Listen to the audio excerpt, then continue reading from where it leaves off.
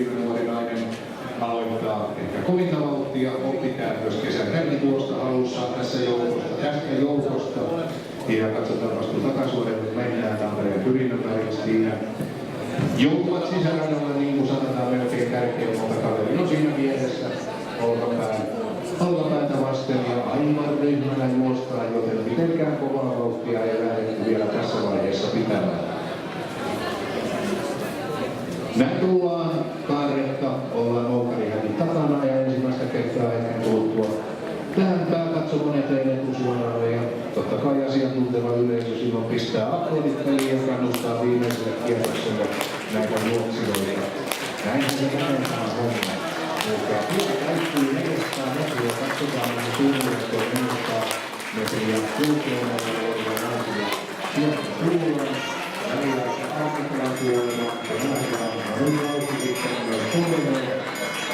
Elikkä Maija Tukeva, Reetta Joudon ja Nina Fors, juuri ne nuoret naiset, joita tuossa kehottelin seuraamaan juoksua esitellessäni ja näin se menee tuo homma eteenpäin.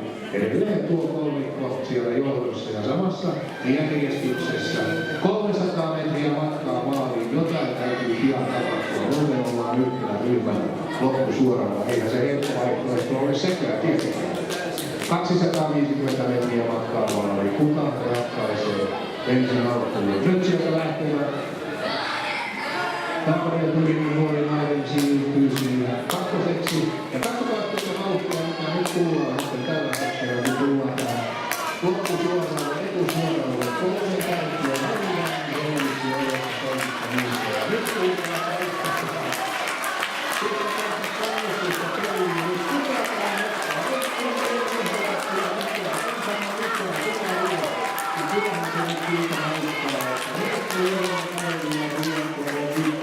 sitten Jenna Fors, Tampereen Pyrinnö ja Maija Tukeva, Lähtärin urheilijat.